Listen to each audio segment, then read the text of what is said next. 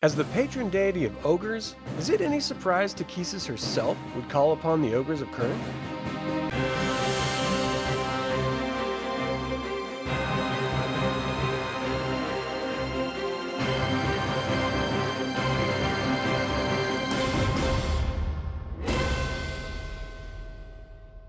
Welcome to another DragonLance Saga episode. My name is Adam, and today we're going to talk about Kern in the War of the Lance era. I'd like to take a moment and thank the members of this channel and invite you to consider becoming a member by visiting the link in the description below. You can even pick up Dragonlance gaming materials using my affiliate links. I'm referencing Tales of the Lance and War of the Lance source books for this information. If I leave anything out or misspeak, please leave a comment below. There are two primary ogre nations, and the most civilized of these is Blode. Let's focus today on the lesser known and impactful ogre nation of Kern. After the obliteration of Istar with the Cataclysm, ogres would stream down from the mountains and settle these lands. The ogres who claimed this land easily settled any disputes to their claims with characteristic violence. Kern has a population of around 100,000, composed primarily by ogres and the last 10% consisting of humans, half-ogre, naturally, goblins, and centaur. There is no centralized government, as ogres are largely tribal, though there is a Khanate that interacts with other nations and armies when necessary. Kern may have little to offer other nations in terms of agricultural trade. They're still highly valuable to the dragon armies for their highly trained hunting dogs and slaves. The ogres of Kern have spent generations honing their technique of domesticating animals and training their hunting dogs. They specialize in the common local dog breed called Karsh. The Karsh are highly valued in the neighboring nations of Taman-Busic, Nordmar, and Estwild. Kern is a large territory that is cushioned between the Taman-Busic and the Blood Sea of Istar from west to east, and Nordmar and Kur from north to south. And though the majority of the territory is composed of grasslands, there are a few forested areas which provide lumber and cover for those tribes in need. The north of Kern holds a small forest and the Enscape Woods. Therein, hardy pines thrive among the myriad of species of ferns. It is bordered by the Miramare, which is home to scrag, sea lions, and nixies.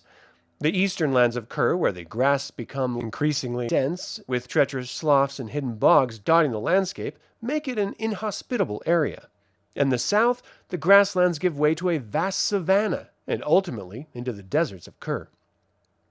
The climate in the south and west is generally drier and rough.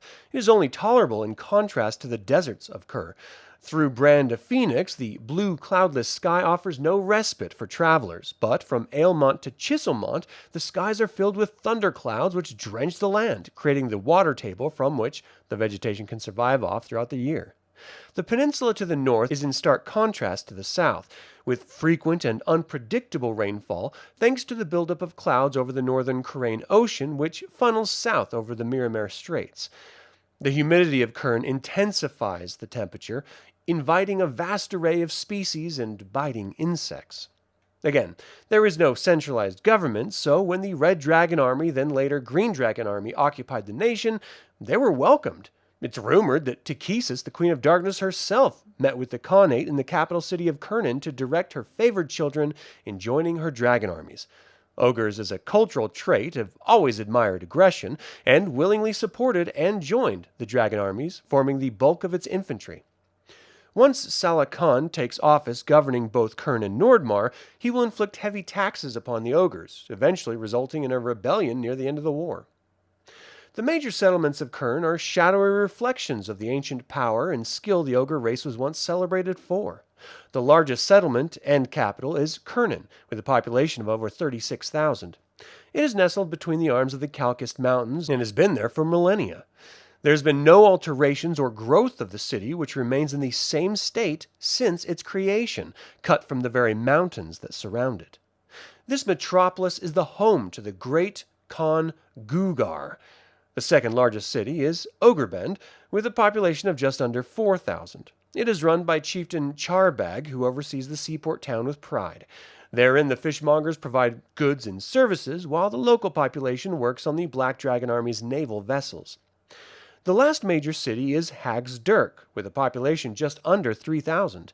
It's northeast of the capital and was once an Istarian human settlement in a province called Teol. Chieftain Gurik Kendercutter is famed for his town's slave trade, which fetches the highest price of any market in the region.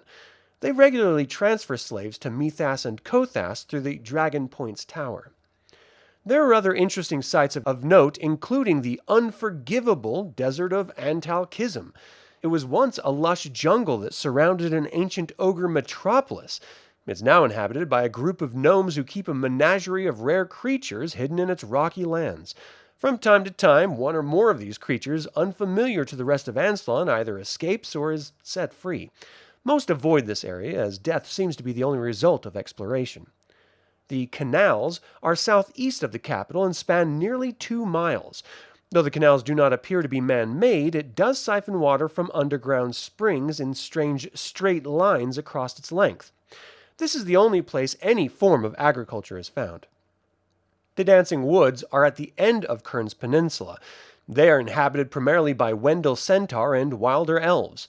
The ogres are kept at bay by the forest's myriad of fey denizens. They're so protected that even the Dragonarmy's dragons steer clear of it.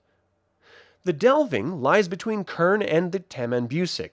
Like many high desert regions, it is teeming with life, and even dotted with springs, but the land is so rough, not many bother trying to settle there.